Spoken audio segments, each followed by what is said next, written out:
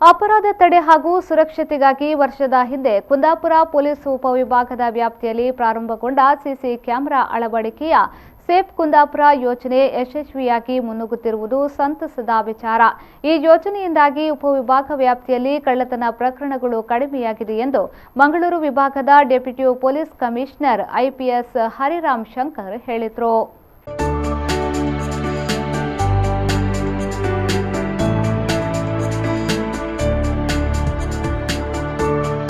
ಅವರು sign in security ಕುಂದಾಪುರದ ಮೊದಲ ವರ್ಷದ ವಾರ್ಷಿಕ ಸಮಾರಂಭದಲ್ಲಿ ನೂತನ control room safe home project website ಉದ್ಘಾಟಿಸಿ ಮಾತನಾಡಿದರು. ಉಪವಿಭಾಗದ ವ್ಯಾಪ್ತಿಯಲ್ಲಿ 150ಕ್ಕೂ ಅಧಿಕ ಸಿಸಿಟಿವಿ ಕ್ಯಾಮೆರಾ ಅಳವಡಿಸಿ ರಾತ್ರಿ ಹೊತ್ತು ಅದರ ನೇರ ವೀಕ್ಷಣೆ ಮಾಡಿ ಪೊಲೀಸ್ ಇಲಾಖೆಯೊಂದಿಗೆ ಕೈಜೋಡಿಸಿ ಸಂಭವಿಸಿರಬಹುದಾದ ಹಲವು ಕಳ್ಳತನಗಳನ್ನು ತಪ್ಪಿಸಿದ ಕೀರ್ತಿ ಸೈನ್ ಇನ್ ಸೆಕ್ಯೂರಿಟಿ ಸಂಸ್ಥೆಯ ಸಿಬ್ಬಂದಿಗಳಿಗೆ ಸಲ್ಲುತ್ತದೆ. ಅಂಗಡಿ, ವಾಣಿಜ್ಯ ಮಳಿಗೆಗಳಿಗೆ ಮಾತ್ರವಲ್ಲದೆ ನಗರದ ಪ್ರಮುಖ ಜಂಕ್ಷನ್ಗಳಿಗೂ ಕ್ಯಾಮೆರಾವನ್ನು ಅಳವಡಿಸಿದ್ದರಿಂದ ಅಪಘಾತಗಳು ಸಂಭವಿಸಿದಾಗ ತಕ್ಷಣವೇ ವಾಹನಗಳನ್ನು ಕಂಡುಹಿಡಿಯಬಹುದು. ಇನ್ನು 20ಕ್ಕೂ ಅಧಿಕ ಜಂಕ್ಷನ್ಗಳಲ್ಲಿ 2 ಕ್ಯಾಮೆರಾಗಳನ್ನು ಅಳವಡಿಸುವ ಯೋಜನೆ ಇದೆ ಎಂದು ಹೇಳಿದರು. ವಿತಿನ್ 2 ಅವರ್ಸ್ 3 ಅವರ್ಸ್ ಒಫೆಂಡರ್ ಯಾವ ದಾರಿಯಲ್ಲಿ ಹೋಗಿದ್ರು, ಯಾವ ನಂಬರ್ ಪ್ಲೇಟ್ ಇತ್ತ ಗಾಡಿಯಲ್ಲಿ ಹೋಗಿದ್ರು ಇವೆಲ್ಲ ಸಿಗ್ತದೆ. ಅದಕ್ಕಿಂತ ಹೆಚ್ಚಾಗಿ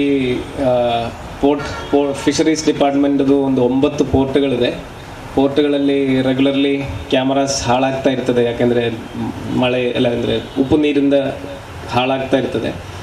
ಬಟ್ ಇವರು ಕೃಷ್ಣ ಅವರದ್ದು ಸೇಫ್ ಕುಂದಾಪುರ ಪ್ರಾಜೆಕ್ಟು, ಇದರಲ್ಲಿ ಕ್ಯಾಮರಾಗಳನ್ನು ಸ್ಪೆಷಲ್ ಆಗಿ ಒಂದು ಕೇಸಿಂಗ್ ಒಳಗಡೆ ಹಾಕಿ ಪವರ್ ಸೋರ್ಸ್ ಅದರ ಒಳಗಡೆ ಕೊಟ್ಟು.